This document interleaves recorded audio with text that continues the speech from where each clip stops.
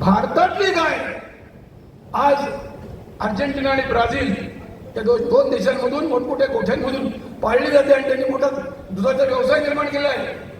Argentina, Brazil, Australia या 3 देशांनी कायदा केलेला आहे की आमच्या देशामध्ये फक्त टेटो मिल्क, भारतीय गाईचं दूध विकायला परवानगी आहे.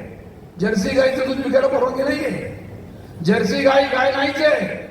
डुक्कर आणि गाढव त्यांचं संयोगातून निर्माण झालेला गायीसारखा दिसणारा तो प्राणी आहे. पण जर्सी गायीच्या दुधात विष असतं, हिस्टिडीन नावाचं, आणि त्यामुळे डायबिटीस सारखा रोग खरोखर पसरलेला आहे. आणि डायबिटीस पेक्षा भयंकर गंभीर गोष्ट आहे, नपुंसकता निर्माण झालेली आहे. आज पुणे शहरामध्ये टेस्ट ट्यूब बेबीचे कारखाने निघाले आणि तिथं वेटिंग लिस्टमध्ये लोक उभी असतात.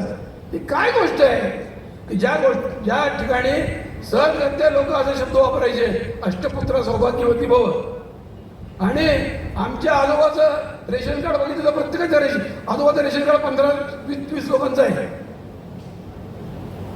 आणि असं असताना आज एवढी गंभीर परिस्थिती निर्माण झाली त्या जर्सी गायीमुळे निर्माण झालेली आहे.